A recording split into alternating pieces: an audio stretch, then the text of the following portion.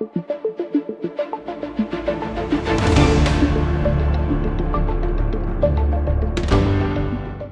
we should see it any second now, and there you are getting a great view of Crew 9 inside Dragon Freedom as it returns back to Earth. We are awaiting the drogue deploys. This view coming from the WB-57 high altitude plane, and there you see it on your screen, drogue deployment. Drogue descent rate nominal. You can hear the crowd here. Visual on 2 healthy drogues. The crowd here very excited as Dragon Freedom continues to make its way back to planet Earth.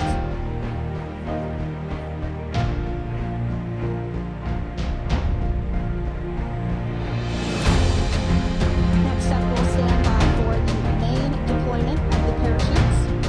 The mains are quite a bit larger. You'll be able to notice the difference on your screen once they deploy, and they continue to ensure that the Dragon spacecraft slows down even further. As we mentioned, Freedom will be traveling 16 miles per hour when it splashes down off the coast of Tallahassee, Florida, here at 2:57 p.m. Pacific time this afternoon. And there we go. We have visual on 4 healthy mains. That view is from inside. That view is from inside one of the buckets where the parachutes are located. So you see a view there of the briefing on those parachutes, and as those parachutes begin to inflate fully, 4 visual heavy mains. Now the visuals are splashdown. We'll start to hear Commander Nick Hague. Copy 1000.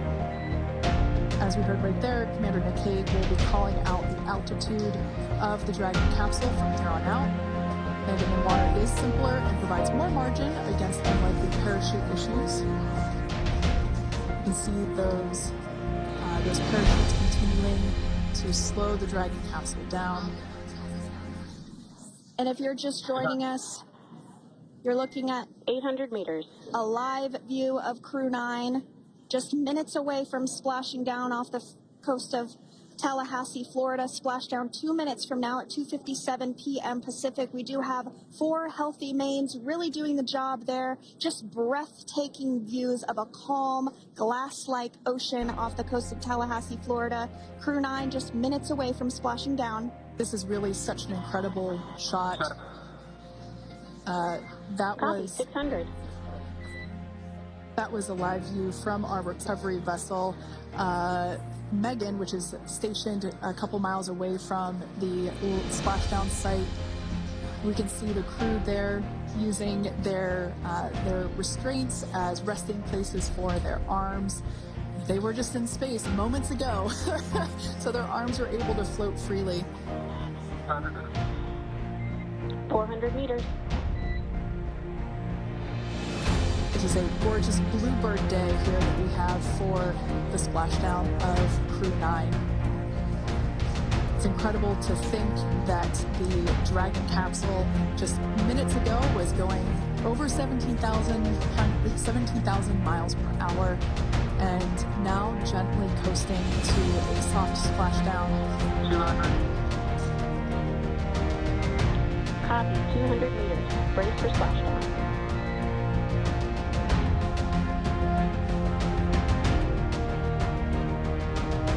As you can see there on your screen, continuing to monitor the progress of the Dragon spacecraft. And we're going to stand by for splashdown, located in the Gulf of America, off the coast of Tallahassee, Florida.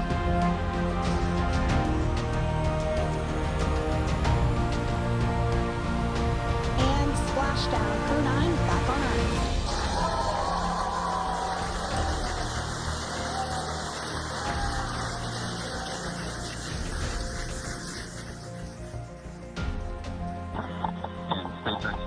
Splashdown. Good main release. Copy splashdown. We see main chutes cut. Nick, Alex, Butch, Sunny, on behalf of SpaceX, welcome home.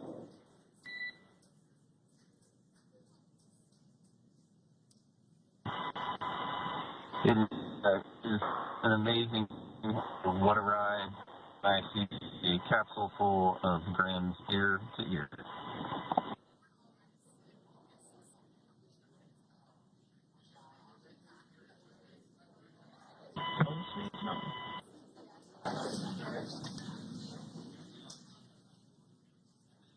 And as you can see on your screen, we have visual confirmation of splashdown. Dragon Freedom has returned home, and NASA astronauts. System safety verifications are in progress. We'll report back when recovery personnel are en route.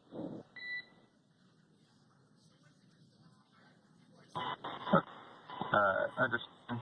And, we're in section 2 of 4.800 landing response. And looking for your words on this is necessary.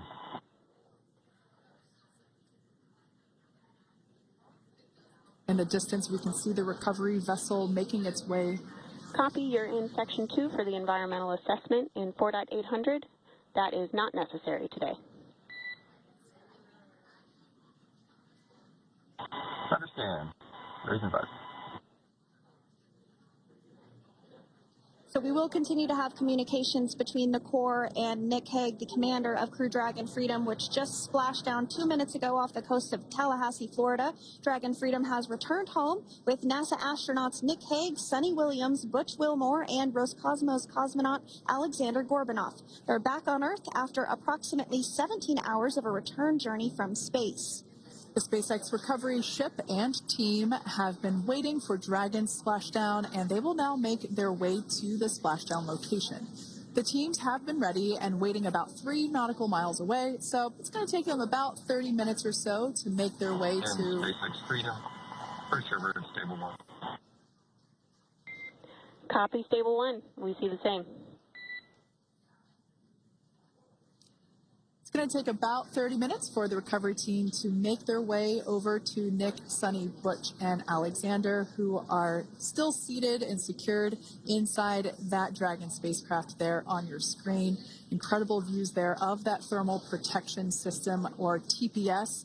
That Dragon capsule was pristine, white color before it departed the station, and we can see how the reentry phase, the thermal protection system did its job.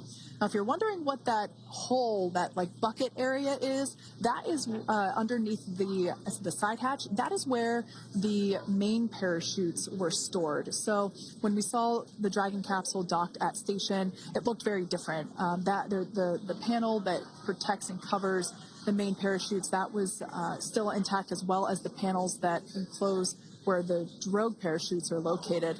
We can see those fast Freedom, boats. SpaceX is go for recovery personnel to approach. Expect personnel alongside in the next few minutes. Freedom copies. We can see those fast boats. We weren't kidding when we said they were fast. While it does take about 30 minutes for the main recovery vessel to make its way over to the capsule, these fast boats will be doing a couple of things simultaneously. A couple of them are going to be working to retrieve the parachutes that you see in the background there of this drone shot. Those parachutes will be retrieved from the ocean surface. We want to make sure we are able to pull those out. The recovery vessel there closest to the spacecraft is going to be performing some safety checks.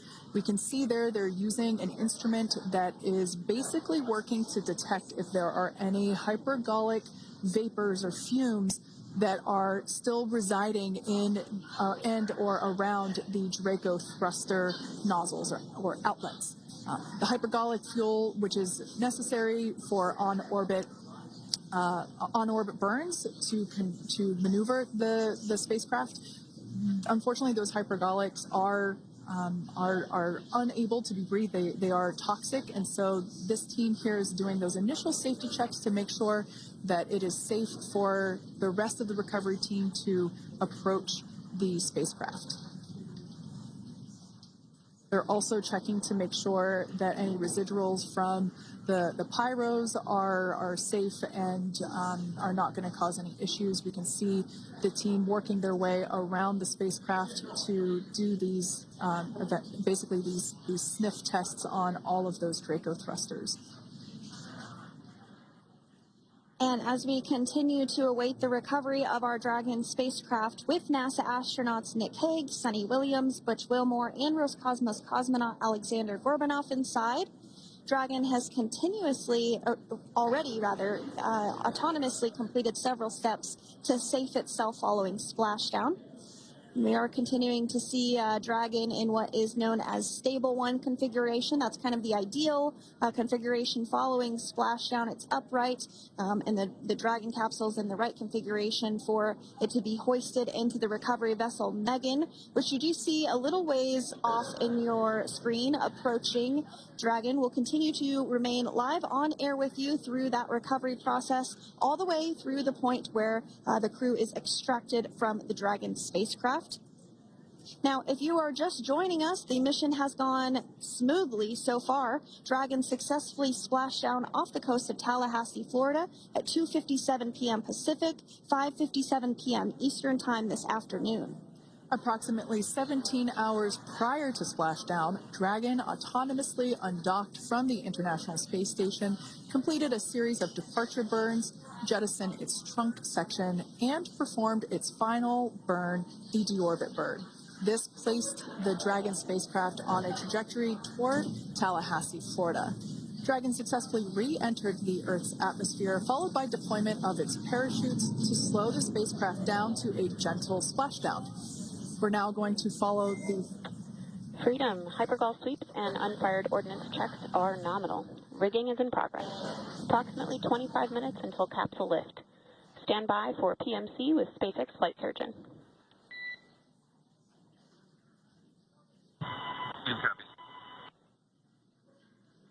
And so what we did just hear there was communications that those hypergol checks were complete.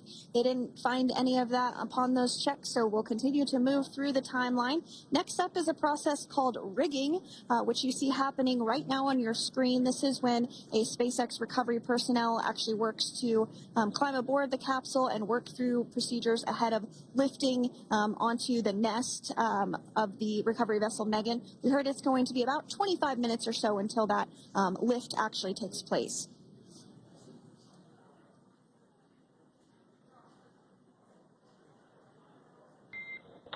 Okay, Freedom, the next call will be from the SpaceX flight surgeon on Dragon and Ground Private.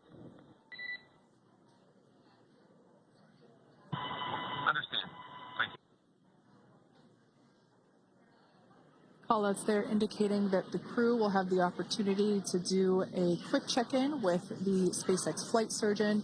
This is standard procedure for every Dragon spacecraft when it returns to Earth. It's just an initial check-in, make sure everybody is doing okay. They will also have another check-in with the flight surgeon once they are on board that recovery vessel that you see there in the background. We can now see that SpaceX recovery team member they're on top of the Dragon spacecraft. They are going to be working to install plugs in the